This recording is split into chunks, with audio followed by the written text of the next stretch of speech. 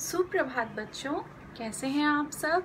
आशा करती हूँ आप सब अपने घरों में पूर्णतः स्वस्थ तथा सुरक्षित होंगे तथा साथ साथ अपनी पढ़ाई को सुचारू रूप से जारी रखे हुए होंगे।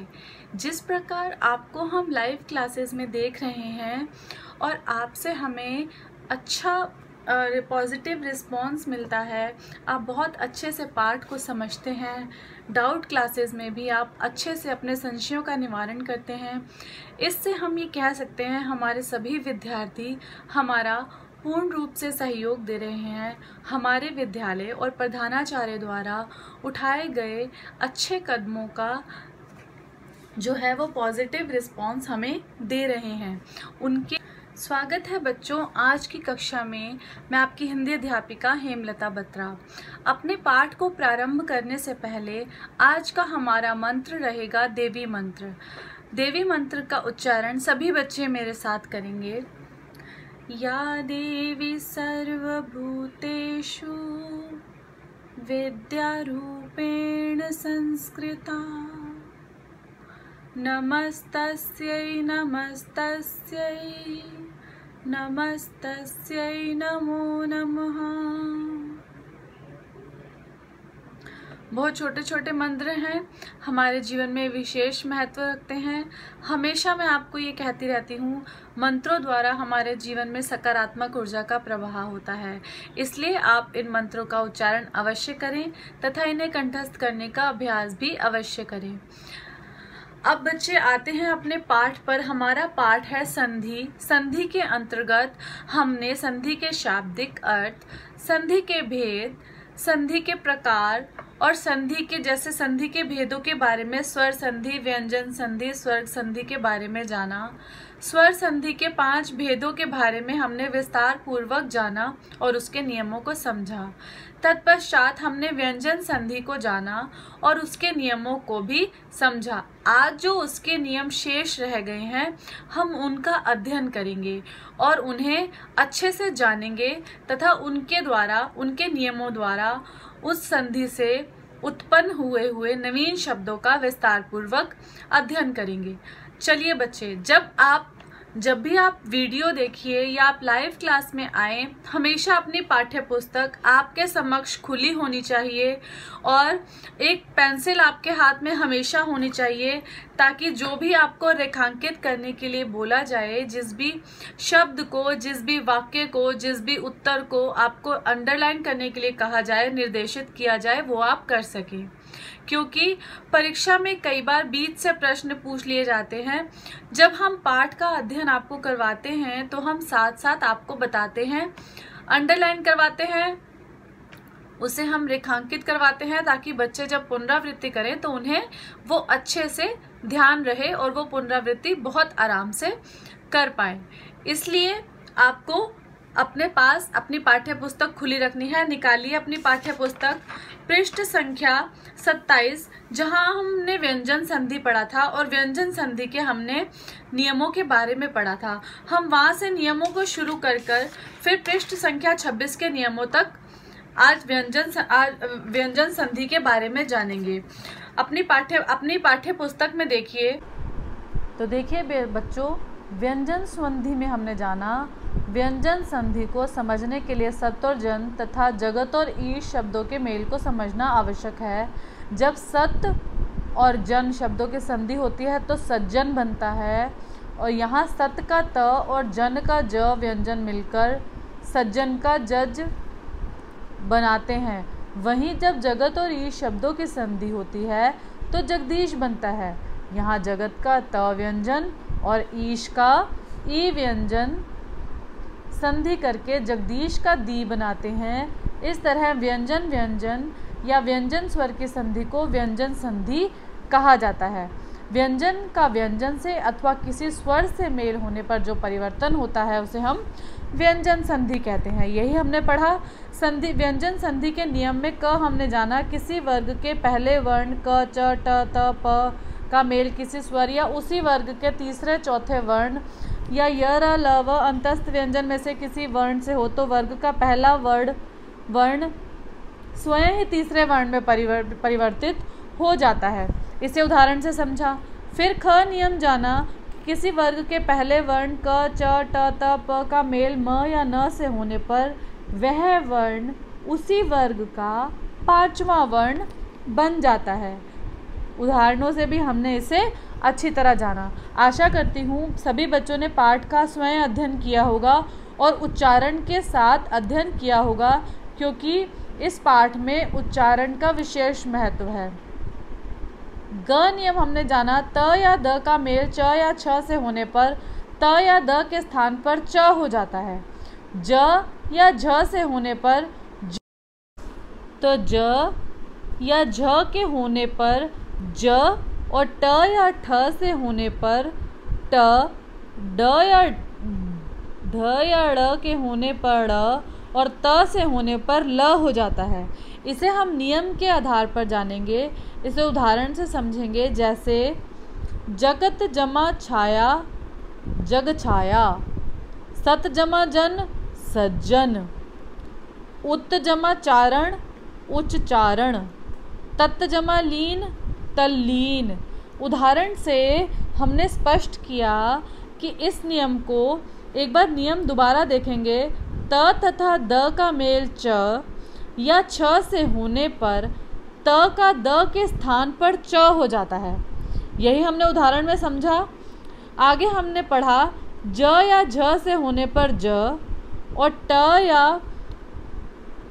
ठ से होने पर ट, ड़ या ड़ से होने पर ड़, त से होने पर ल हो जाता है। इसी को आगे हम और उदाहरणों से जानेंगे। पाठ्य पुस्तक में देखिए बच्चों, घ नियम इसका।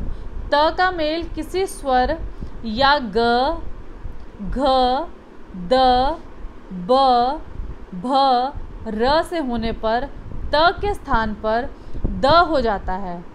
जैसे सत जमा इच्छा सदिच्छा, तत् जमा रूप तद्रूप, जगत जमा ईश जगदीश, भगवत जमा भक्ति भगवत भक्ति। तो दोबारा से देखिए एक बार। त का मेल किसी स्वर या किसी स्वर से हो जाए या ग, घ, द, ध, ब, भ, म, र से, ब, भ, र से होने पर त के स्थान पर द हो जाता है। यही हमने उदाहरणों से समझा।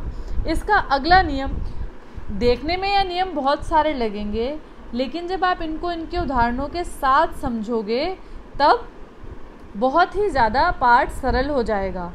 अब ड नियम देखेंगे। त या द का मेल श से होने पर त या द के स्थान पर च और श के स्थान पर छ हो जाता है। जैसे उदाहरण से समझिए।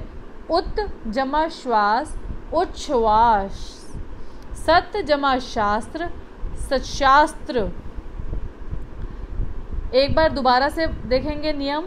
त या द का मेल श से होने पर त या द के स्थान पर च और श के स्थान पर छ हो जाता है। जैसे सत जमा शास्त्र सच शास्त्र और उच्च जमा श्वास उच्च श्वास। अगला नियम देखेंगे। च नियम। त या द का मेल ह से होने पर त या द के स्थान पर द और ह के स्थान पर ध हो जाता है। ये किस प्रकार होता है? जैसे पद जमा हति पद्धति, उत जमा हार उद्धार।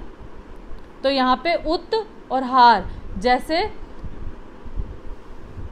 दोबारा से नियम देखिए। त या द का मेल ह से होने पर त या द के स्थान पर द हो जाता है। जैसे पद जमा हति पद्धति और ह के स्थान पर ध हो जाता है, जैसे हमने उदाहरण से देखा। और उत जमा हार उद्धार, द आ गया यहाँ पर और ध आ गया इस उदाहरण में। अगला देखिए छ नियम। स्वर के साथ छ का मेल होने पर छ के स्थान पर चच हो जाता है। जैसे ये संयुक्ताक्षर में हो जाता है इसका आधा च और छ। आ जमा छादन आच्छादन, परि जमा छेद परिच्छेद। स्वर के स्थान पर छ का मेल होने पर छ के स्थान पर चच हो जाता है। कैसे? जैसे आ जमा छादन आच्छादन, परि जमा छेद परिच्छेद। अब इसका ज नियम देखेंगे। म का क से म तक किसी वर्ण से मेल होने पर म के स्थान पर उस वर्ण वाले वर्ग का 5वां वर्ण हो जाता है। जैसे सम जमा तुष्ट संतुष्ट और सम जमा चय संचय। उदाहरणों के माध्यम से हम सरलता पूर्वक पाठ को अच्छे से समझ सकते हैं। अगर आप सिर्फ इन नियमों को पढ़ेंगे या इन नियमों को याद करने का प्रयास करेंगे तो पाठ समझने में कठिनाई होगी, लेकिन अगर इन नियमों को पढ़ने के साथ साथ आप साथ में उदाहरण से इनको समझने का प्रयास करेंगे तो पाठ सरलता पूर्वक आपको समझ में आ जाएगा। अब देखिए झ नियम में है म का मेल उपयुक्त व्यंजनों को छोड़कर अन्य किसी व्यंजन से भी हो तो म अनुस्वार में बदल जाता है। जैसे सम जमा लाप संलाप, अनुस्वार आ गया यहाँ पे। सम जमा शय संशय, सम जमा विधान संविधान, सम जमा योग संयोग। तो यहाँ आपने देखा कि म का मेल उपयुक्त व्यंजनों को छोड़कर अन्य किसी व्यंजन से भी हो तो म अनुस्वार में बदल जाता है। तो यहाँ आपने चारों उदाहरणों में देखा कि म जो था वो अनुस्वार में परिवर्तित हो गया। अगला नियम देखिए, पहले शब्द में री र श के बाद दूसरे शब्द में न आने पर न का ण हो जाता है। जैसे परि जमा मान परिमाण, भूष जमा न भूषण। एक बार फिर से देखिए, पहले शब्द में री र श के बाद दूसरे शब्द में न आने पर न का ण हो जाता है। तो यहाँ पे देखिए परि जमा मान परिमाण और भूष जमा न भूषण। आशा करती हूँ बच्चों को व्यंजन संधि के नियम समझ में आ गए होंगे। एक बार जल्दी से फिर दोबारा से देख लेते हैं व्यंजन संधि के नियमों को। अब आपको गृह कार्य में सबसे पहले व्यंजन संधि की परिभाषा लिखनी है, फिर एक एक करके उसके नियमों का वर्णन करना है। जैसे क नियम, ख नियम, ग नियम, घ नियम,